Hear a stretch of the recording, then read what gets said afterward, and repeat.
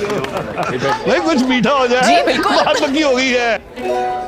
नहीं, क्यों नहीं? अरे नहीं नहीं, क्यों नहीं नहीं ना, क्यों नहीं ना, रिश्ता पक्का हुआ है, इससे कैसे मुंह मीठा कराएंगे?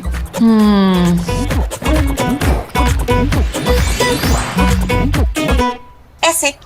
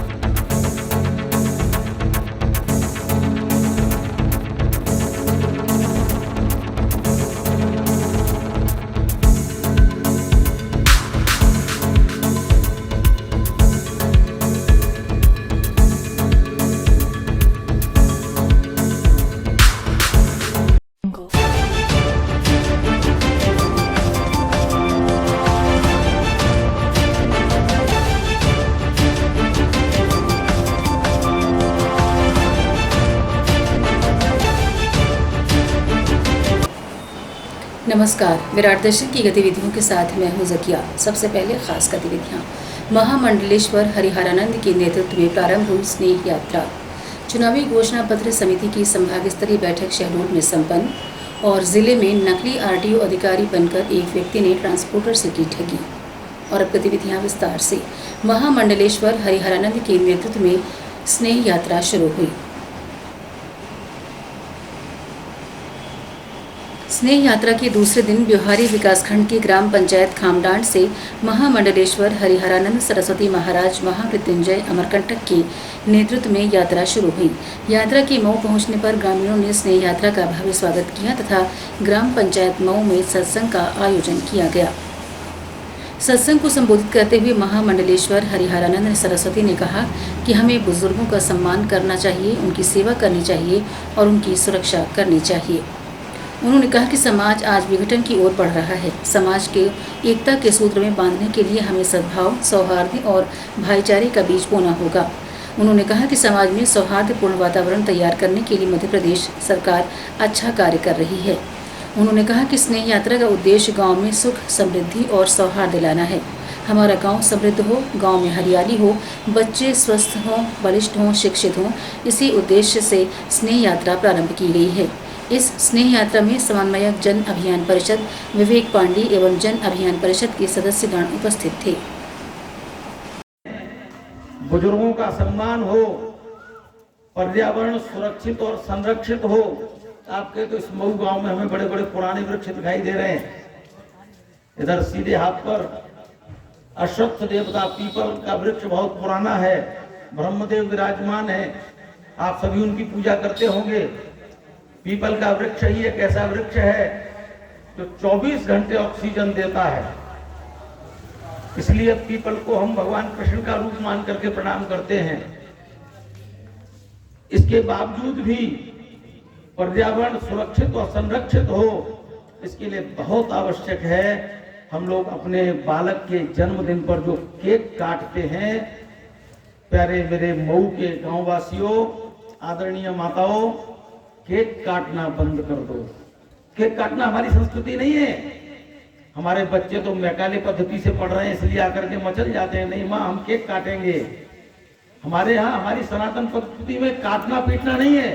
अच्छा जरा विचार करो, आपका बालक 15 वर्ष का हो गया तो उस केक में 15 मोमबत्तियां जलाई जाती हैं कि नहीं? और उसके बाद क्या होता है? उन मोमबत्तियों को बुझाते हैं। इसका मतलब क्या हुआ? आपका बालक 15 वर्ष का नहीं हुआ। हमारे यहाँ तो दिव्य परंपरा है। हमारी सनातन परंपरा में जब जन्मदिन मनाते हैं तो हम लोग सप्त चिरंजीवियों की पूजा करते हैं। चुनावी घोषणा पत्र समिति की संभाग स्तरीय बैठक शहडोल में संपन्न हुई। चुनाव घोषणा पत्र समिति प्रवास के अंतर्गत संभाग स्तरीय बैठक के लिए शहडोल संभाग में चुनाव घोषणा पत्र समिति के संयोजक जयंत मलैया तथा सह संयोजक प्रभात झा, प्रदेश घोषणा पत्र समिति के सदस्य रविंद्र कियावत, शहडोल संभाग के संभागीय प्रभारी जोरहाट विधायक शरणेंदु तिवारी, जैतपुर विधायक मनीषा सिंह, भाजपा जिलाध्यक्ष कमल प्रताप सिंह, उमरिया जिलाध्यक्ष दिलीप पांडे शहडोल संभाग स्तरीय बैठक में अतिथि के रूप में उपस्थित थे। ये बैठक शहडोल के स्थानीय सिटी स्टार होटल में आयोजित की गई थी। समस्त अतिथियों का जिलाध्यक्ष कमल प्रताप सिंह ने माल्यार्पण किया, शॉल एवं श्रीफल भेंट कर स्वागत किया गया। इस बैठक में चुनाव घोषणा पत्र समिति के सभी सदस्य, संभागीय प्रभारी और विधानसभा प्रभारी, तीनों जिलों के जिलाध्यक्ष, जिला महासचिव, बुद्धिजीवी प्रकोष्ठ के जिला संयोजक, आर्थिक प्रकोष्ठ के जिला संयोजक, व्यावसायिक प्रकोष्ठ के जिला संयोजक, साथ ही साथ व्यापारी प्रकोष्ठ के जिला संयोजक भी उपस्थित थे। बैठक में प्रदेश स्तर पर बन रहे चुनावी घोषणा पत्र के लिए समिति के सभी सदस्यों ने अपने अपने सुझाव दिए। यहाँ पे आएंगे, निश्चित है कि प्रदेश और अपने जिले के और अपने संभाग के विकास के लिए, और निश्चित ही जो दिलीप पांडे ने कहा कि 2023 के चुनाव 2024 के चुनाव हम सभी को दोनों चीज़ों को ध्यान में रखते हुए काम करना है। और 2023 का लक्ष्य मध्य प्रदेश के लिए है, मगर 2024 का चुनाव हमारे देश के लिए है और हमारे केंद्रीय उनको 100-200 बहनों को उमरिया में कौन बुलाएगा कि हम लोग घोषणा पत्र के कारण आपसे बात करने आए। उसमें मनीषा जी भी रहे, बहुत अच्छा रहेगा। युवाओं को कौन बुलाएगा, कॉलेज के विद्यार्थी, बेरोजगार कार्यकर्ता भी सुझाव दे सकते हैं। तो ऐसे युवा, महिला, इनके अपने को सम्मेलन जैसा तो नहीं, लेकिन एक 100-200 लोगों की बैठक करनी और उसको चाय पिलाना, थोड़ा सा नाश्ता कराना और बातचीत करना। और जिनका पूरे राज्य में एक मंडल में और मंडल से नीचे भी सभी कार्यकर्ताओं से बड़ा स्नेहपूर्ण संबंध रहा है। श्रीमान प्रभात झा जी अभी भोपाल में कमिश्नर के पद से रिटायर हुए श्रीमान रविंद्र कियावत जी शहडोल जिले में नकली आरटीओ अधिकारी बनकर एक व्यक्ति ने ट्रांसपोर्टर के साथ ठगी की है। ठगी के नए नए तरीके अपनाए जा रहे हैं। इस बीच शहडोल जिले से नकली ठग ने खुद को जिले का आरटीओ अधिकारी बताकर ट्रांसपोर्टर से 50,000 रुपये ऐंठ लिए। पीड़ित व्यक्ति और शहडोल आरटीओ अधिकारी ने मामले की एसपी से शिकायत की है। शहडोल निवासी मनोज गुप्ता उर्फ गुड्डन पर ये आरोप है कि वो फर्जी अधिकारी बनकर लोगों से ट्रांसपोर्ट से वसूली कर रहा है, जिसके खिलाफ आरटीओ शहडोल द्वारा पुलिस में शिकायत की गई। शिकायत में कहा गया है कि मनोज गुप्ता उर्फ गुड्डन के द्वारा लगातार कभी अधिकारी बनकर, कभी पुलिस का भेष दिखाकर तो कभी मीडिया कर्मी के रूप में वसूली की जा रही है। ये प्रकरण लगभग 2 दिन पहले का है। चूँकि हमारी पदस्थापना सीधी में है तो उस दिन हम सीधी में थे। अभी हमें आने पे यहाँ पे संज्ञान में आया कि ऐसा कुछ मामला है और विवेकानंद शर्मा शिकायत करते हैं, जो मूलतः अनूपपुर के निवासी हैं। उनके द्वारा ये शिकायत की गई है थाने में कि आरटीओ शहडोल का नाम लेकर के और मनोज गुप्ता आरटीओ शहडोल बोल रहा हूँ करके, और उनसे 9 ट्रेलर्स के नाम पे 50,000 रुपये की ठगी की गई है। और इसमें जिस व्यक्ति का नाम आ रहा है वो मनोज गुप्ता, जिसको गुड्डन कहते हैं चालू लैंग्वेज में, उसका नाम आ रहा है। उसके विरुद्ध शिकायत की गई है थाने में।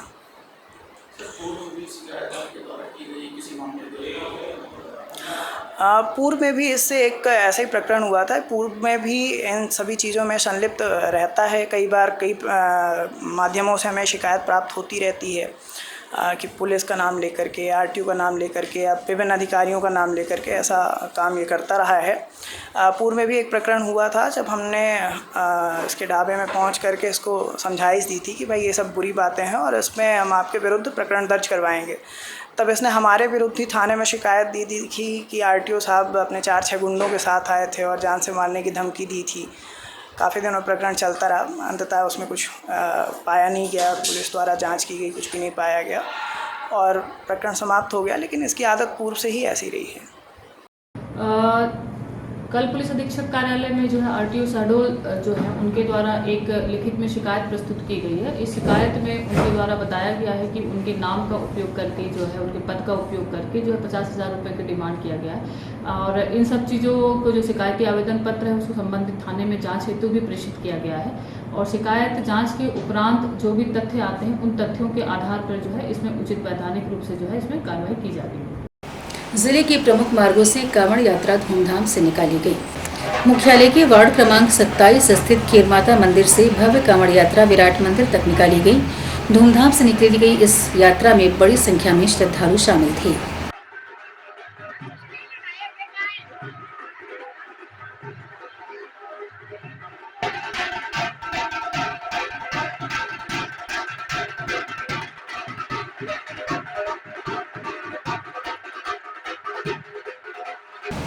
संभागीय मुख्यालय में धूमधाम से रानी अवंतीबाई जयंती मनाई गई। रानी अवंतीबाई जयंती के अवसर पर एक भव्य शोभा यात्रा निकाली गई जिसमें बड़ी संख्या में लोधी समाज के लोग शामिल थे। रानी अवंतीबाई जयंती के अवसर पर विभिन्न कार्यक्रम आयोजित हुए तथा मुख्यालय के प्रमुख मार्गों से ये भव्य शोभा यात्रा निकली।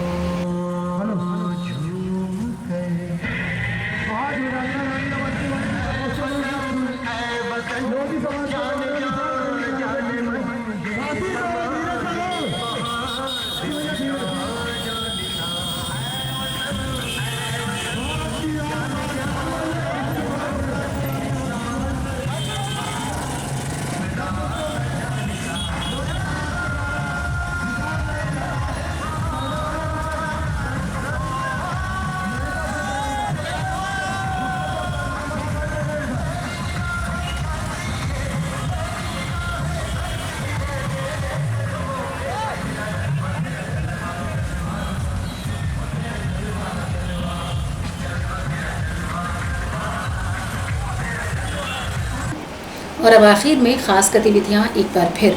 महामंडलेश्वर हरिहरानंद के नेतृत्व में प्रारंभ हुई स्नेह यात्रा। चुनावी घोषणा पत्र समिति के संभाग स्तरीय बैठक शहडोल में संपन्न हुई और जिले में नकली आरटीओ अधिकारी बनकर एक व्यक्ति ने ट्रांसपोर्टर के साथ की ठगी। अब तक के लिए फिलहाल इतना ही। जिले की ताज़ा तरीन जानकारियों के साथ आपसे फिर होगी मुलाकात। तब तक के लिए नमस्कार।